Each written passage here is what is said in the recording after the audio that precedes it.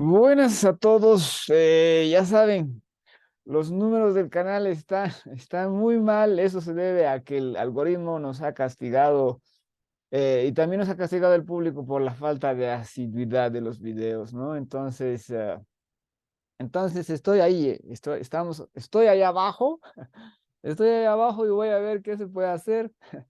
No sé si ponerme, ¿no? Esas caritas que se puede poner, carita de ratoncito, carita de conejito, para llamar más la atención con con el thumbnail, o sea, con el fotograma que se utiliza para presentar el producto, para presentar el video, ¿no? En las listas de YouTube. Entonces, bueno, voy a tener que hacer algo.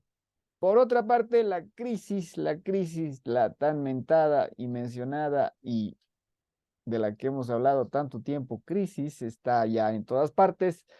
Ya saben que dentro de Estados Unidos hay un colapso de los bancos. Ese colapso de los bancos ha llegado hasta Europa a través de Credit Suisse, que también ha colapsado y ahora ya están colapsando las economías. Ya tenemos la economía alemana que ha comenzado una recesión, que dicen que va a ser larga, pase lo que pase, y que va a ser dura, pase lo que pase. Bueno, y nadie dice, nadie hace aspavientos, nadie hace unas reacciones grandes porque se lo maneja como una recesión, ¿no? ¿Y quién no ha visto recesiones? ¿Cuántas recesiones no hemos visto ya antes, ¿no?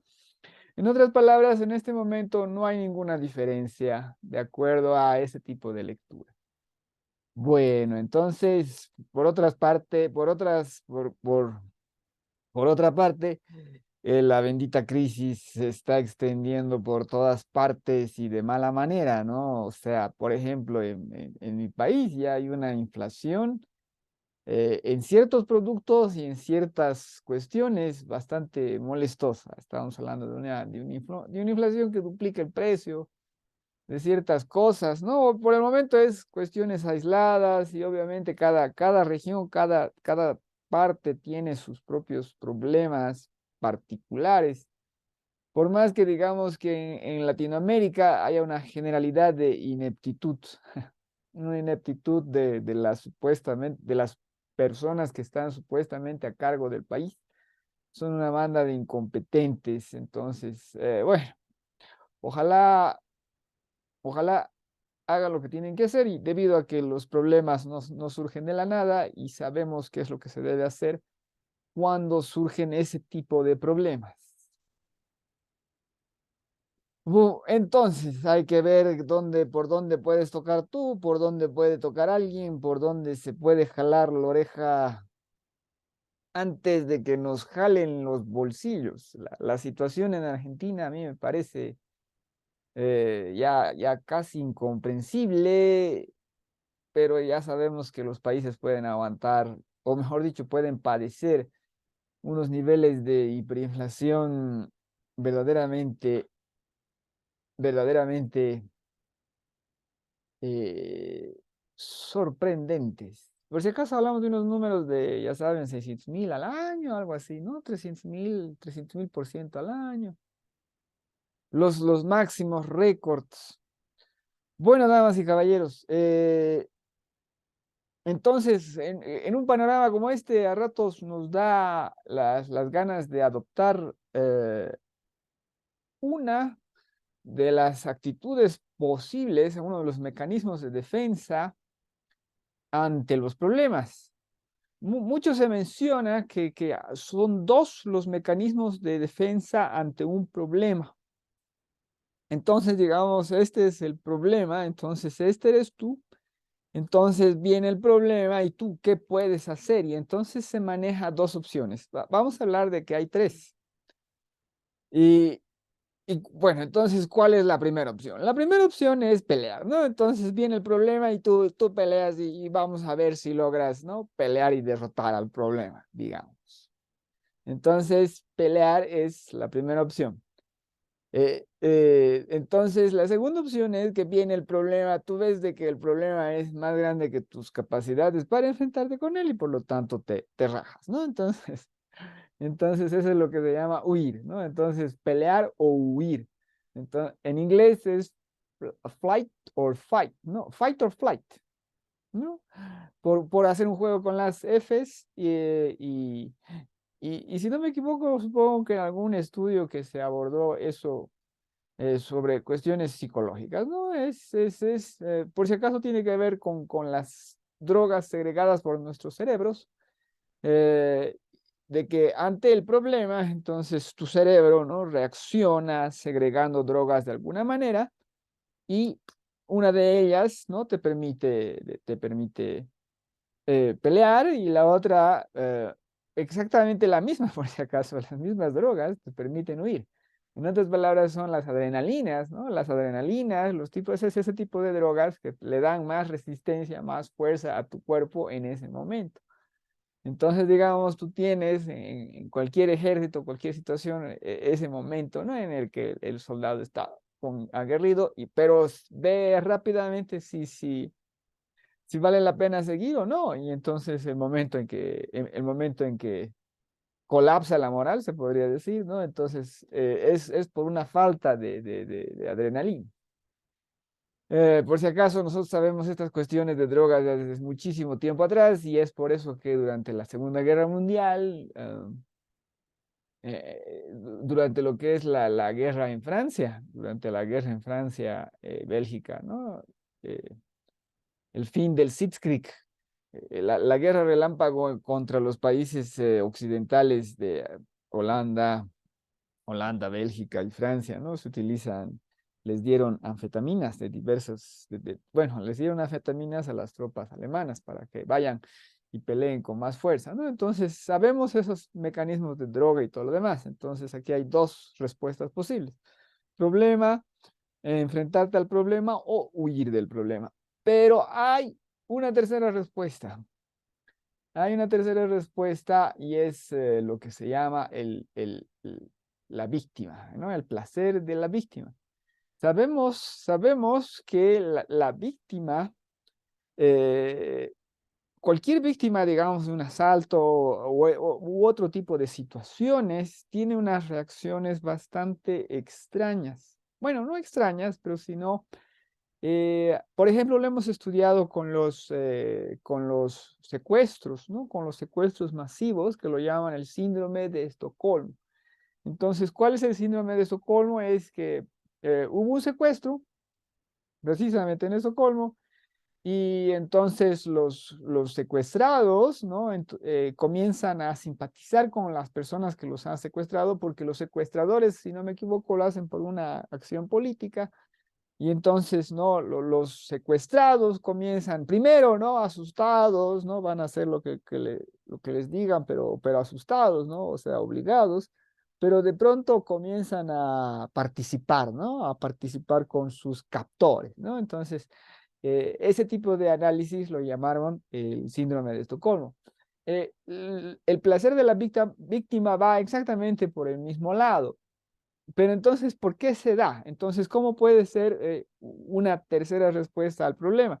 Porque tú tienes el problema. Entonces, la primera respuesta es pelear contra el problema.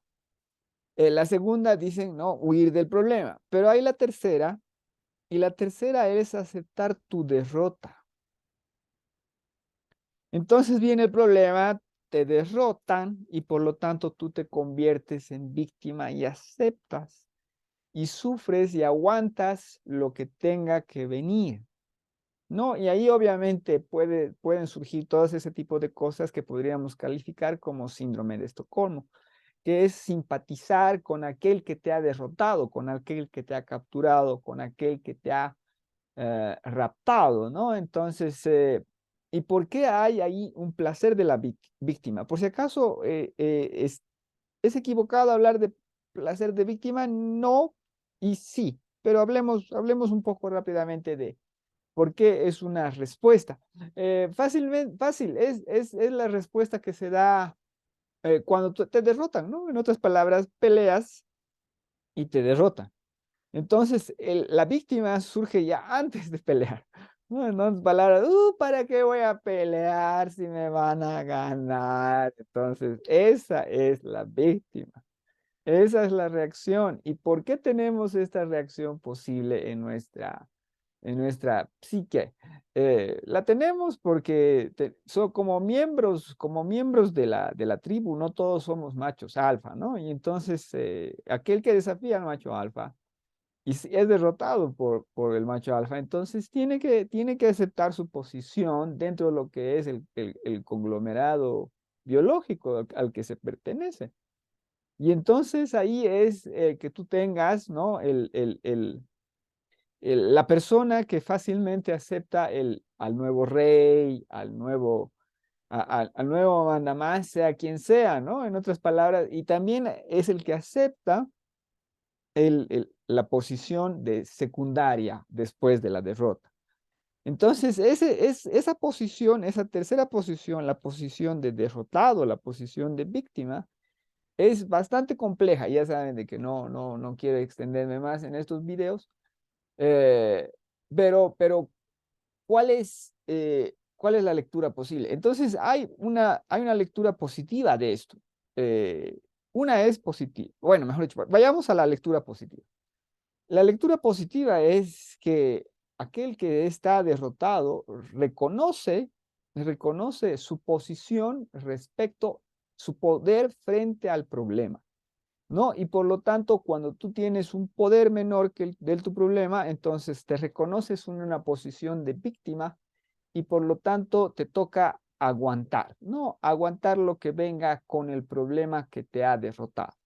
Entonces, esa es la lectura positiva, porque es buena, ¿no? En otras palabras, vienen tiempos duros y yo voy a aguantar, ¿no? Los tiempos duros, trabajando en lo que corresponda, adaptándome de la forma posible y todo eso, ¿no? Entonces, esa es una tercera posición, no solamente la de pelea, no solamente la de huida, sino la de aguantar lo que va a venir.